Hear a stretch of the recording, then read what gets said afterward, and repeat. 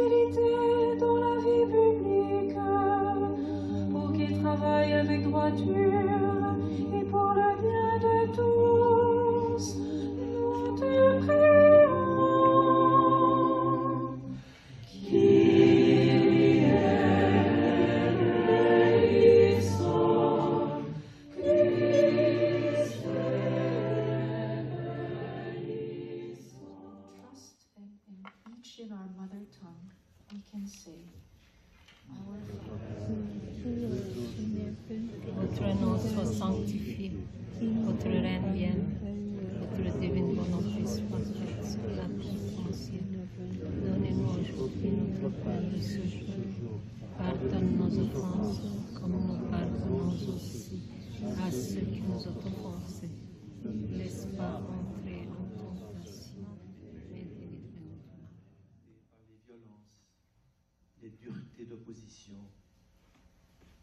prépare-nous à être porteurs de réconciliation là où tu nous places, jusqu'à ce que se lève une espérance de paix parmi les humains. God of compassion, through your gospel we discover that measuring what we are or what we are not leads nowhere.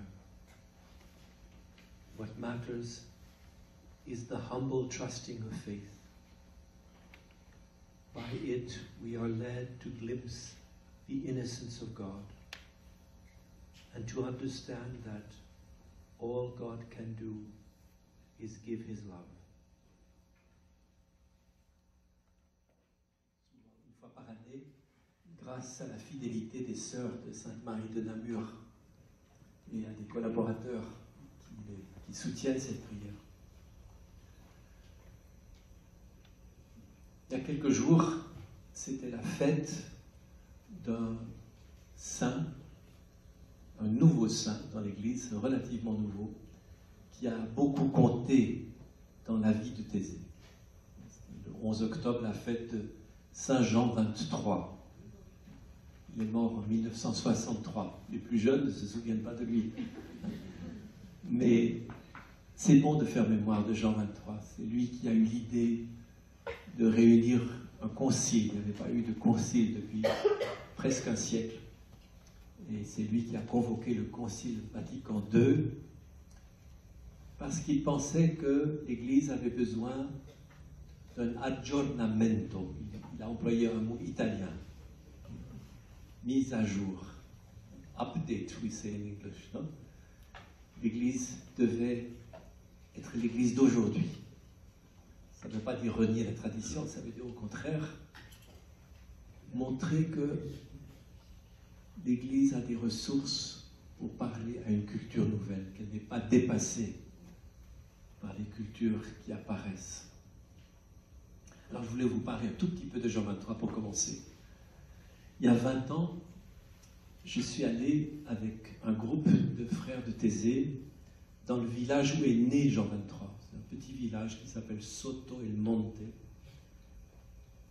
pas très loin de Milan, 60 km de Milan. Et un homme âgé nous attendait pour nous parler. Il s'appelait Loris Francesco Capovilla. À l'âge de 98 ans, il a été fait cardinal par le pape François. Il avait seulement 90 ans quand moi je l'ai rencontré. Il était encore relativement jeune. Et je ne m'attendais pas à ce qu'un homme aussi âgé nous reçoive avec tant de vigueur,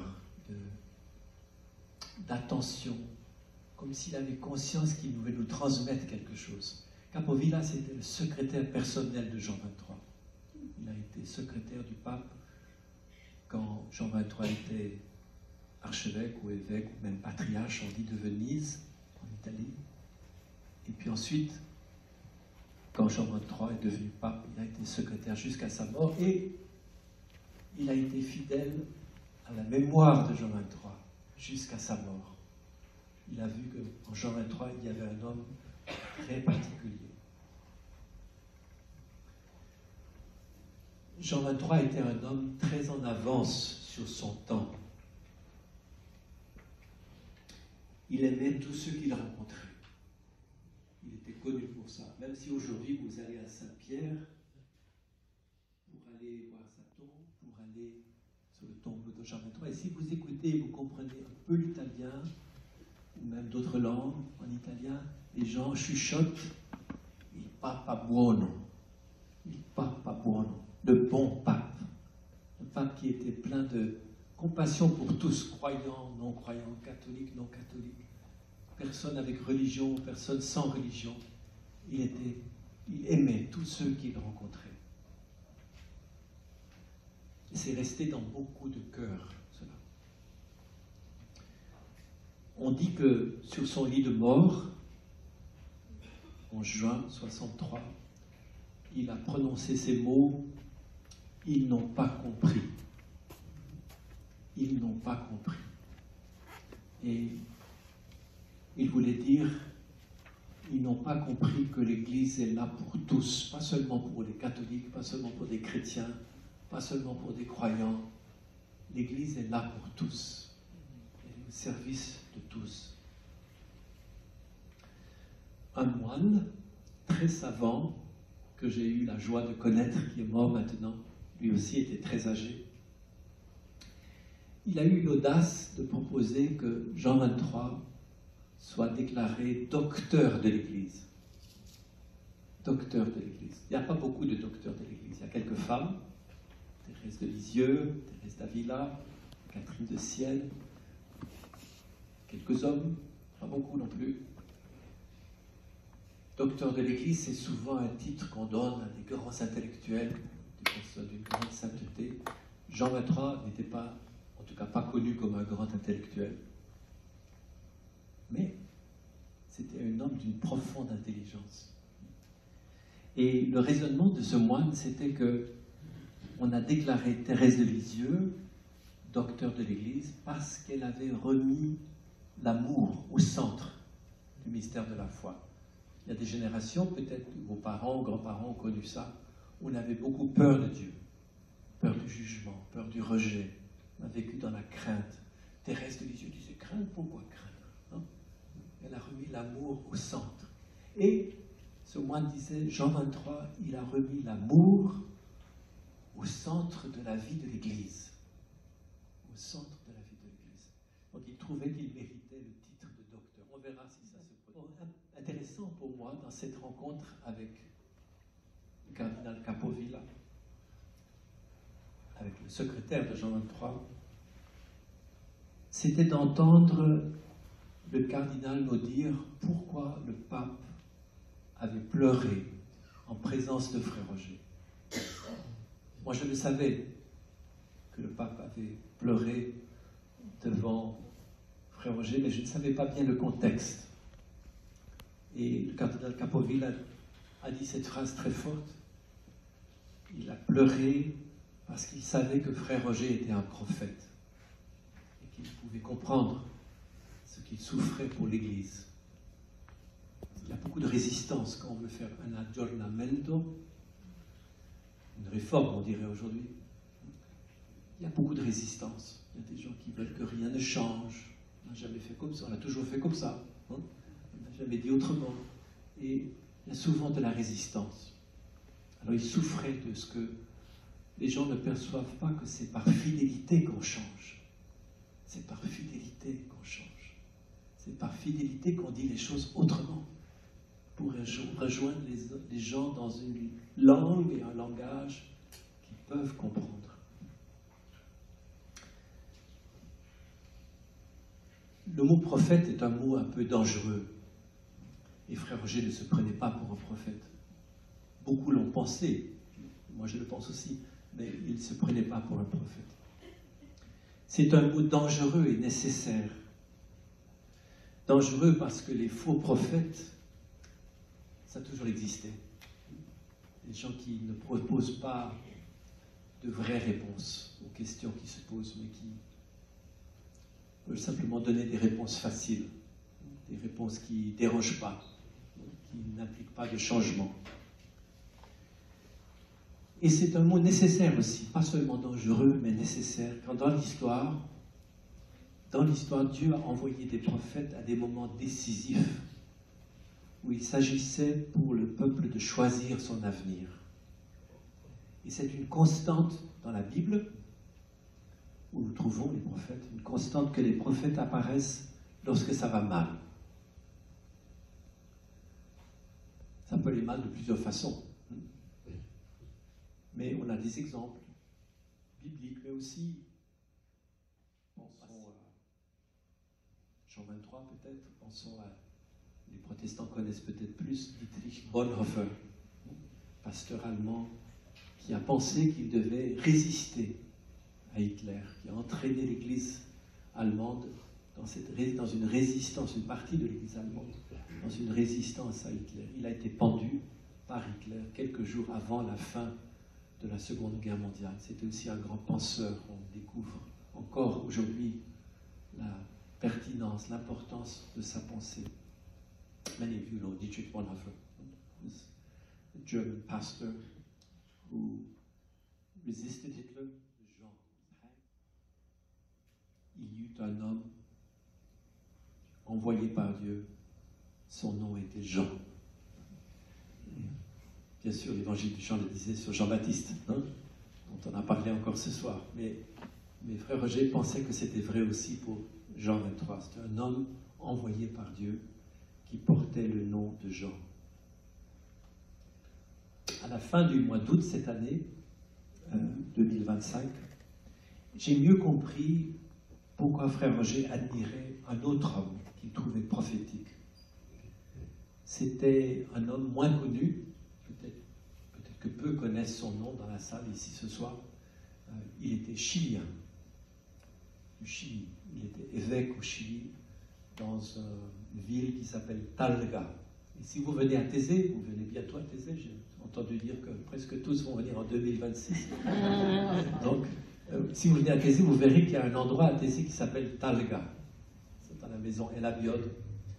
C'est en mémoire de cet évêque qui est mort, il y a longtemps déjà, il est mort, presque la même année que le pape, presque en même temps que le pape Jean 23.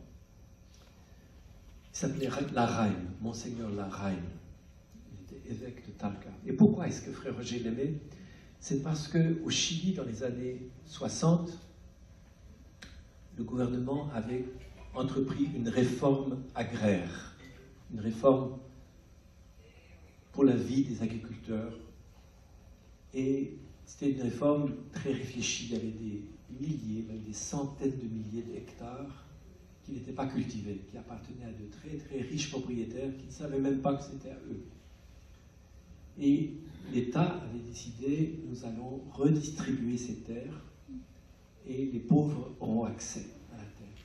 Et Monseigneur Larraïn, évêque, a dit, moi je voudrais que l'Église participe. Nous allons donner nos terres aussi. Nous allons donner les terres qui appartiennent à l'Église pour que les pauvres puissent cultiver. Frère Roger trouvait que c'était prophétique. Une Église qui accepte de se défaire de sa richesse, qui peut créer des possibilités pour que d'autres puissent vivre décemment. Quelle était la réaction des pauvres au Chili? Ils ont dit, c'est bien beau ça. C'est bien beau de nous donner des terres, mais on n'a rien pour cultiver la terre. On n'a pas de haies, de charrues, de herses, de râteaux, même surtout pas de tracteurs. En 63, Roger, c'est le fondateur de Thésée, il a eu l'idée de lancer un projet qui existe encore aujourd'hui, qui s'appelle Opération Espérance. Opération Espérance, c'était une collecte écuménique pour que les paysans puissent avoir des outils, puissent avoir de quoi cultiver la terre. On a relancé ce projet depuis pour toutes sortes de causes à travers le monde, maintenant encore Gaza, et puis l'Ukraine, et beaucoup de pays. À l'époque, ça avait fait grand bruit. Il y avait même l'écrivain français très connu par une certaine génération, François Mauriac, qui était allé à la télévision française pour lancer ce projet avec frère Roger. Opération Espérance. Vous remarquez donc le contraire, le caractère très concret, terre à terre, on peut le dire, du prophétisme que frère Roger admirait. Frère Roger était attentif à l'histoire, the big picture. He thought about the big picture. Mais ce grand mot histoire, il aimait l'exprimer par des paraboles et des gestes très simples. Et les prophètes ont toujours fait ainsi. Les prophètes avaient le génie du symbole. Au moment où personne ne voyait d'avenir en Israël, où tous prenaient le chemin de l'exil, le prophète Jérémie, par exemple, il va acheter un champ. Vous imaginez, il y a 3 semaines, quelqu'un qui va acheter un champ à Gaza, non? On va cultiver la terre. C'est un geste incroyable, non? Inouï. Mais ça pourrait être aussi simplement aimer un enfant, accueillir des jeunes. Ça pouvait aussi être, pour Frère Roger, faire confiance à l'intuition d'un vieux pape. Ou encore, oser la confiance dans une institution qui a beaucoup déçu dans l'histoire, mais qui est aussi capable d'enfanter des êtres de lumière au moments les plus improbables. Le prophète ne nie pas les échecs de l'histoire. Ce n'est pas un aveugle, ce n'est pas une sorte d'optimiste qui refuse de voir ce qui est là. Mais la reconnaissance de certains échecs prépare une sorte de transfiguration. Le prophète croit à des transfigurations possibles des blessures de l'histoire. Et à ce moment-là, du nouveau peut advenir, peut entrer dans la vie. Non seulement dans la vie des individus, mais dans la vie des sociétés, dans la vie de l'Église. Le Concile Vatican II a été un exemple de ce nouveau. Il advient, il entre dans la vie d'abord par une parole, une promesse. Mais il faut que cette parole soit crédible, que l'on ait envie de l'écouter, le goût de l'entendre.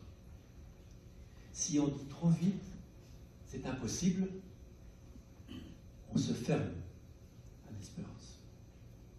Et c'est une des ruses du désespoir de nous faire croire qu'il ne peut rien avoir d'autre que la plate réalité du non-sens. C'est une ruse, c'est un trick that evil or suffering tries to play on us, to make us believe that there can be nothing else but the reality that seems absurd before our eyes.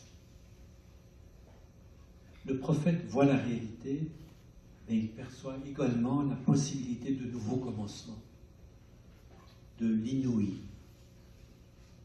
Et c'est pourquoi les écrits des prophètes, vous l'avez sûrement remarqué en écoutant des textes bibliques, c'est pourquoi certains écrits doivent avoir recours à la poésie, à un style poétique. Il faut une langue qui non seulement décrit la réalité, mais qui éveille à des possibilités. A language, the language used by the prophets, someone said, is a language that is directed towards the disclosure of possible worlds.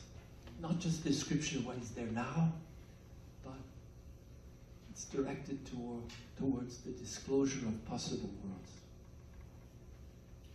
Je vais terminer. The great prophet Amos wrote 8 centuries before Jesus, "The days are coming, declares the sovereign Lord, when I will send a famine through the land. Not a famine of food or a thirst for water, but a famine of hearing the words of the Lord." C'est une citation donc du prophète Amos, 8 siècles avant le Christ.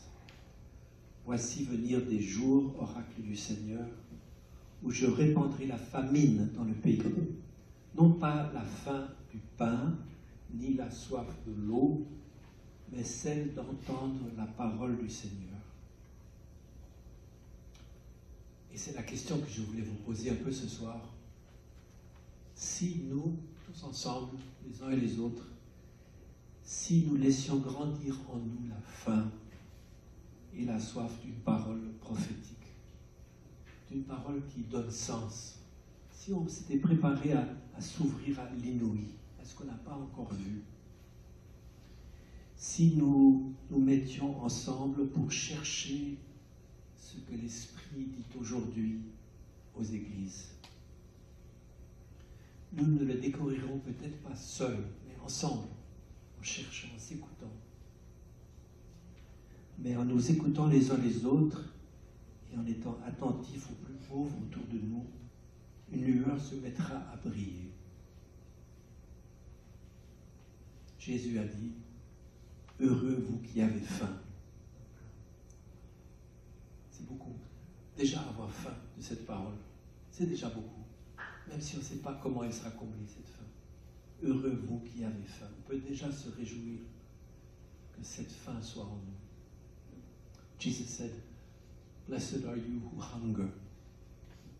We may not know for what we hunger, and we may not know how our hunger will be satisfied, but we can already rejoice that there is that hunger for the word, for meaning in our lives. On va reprendre un dernier chant.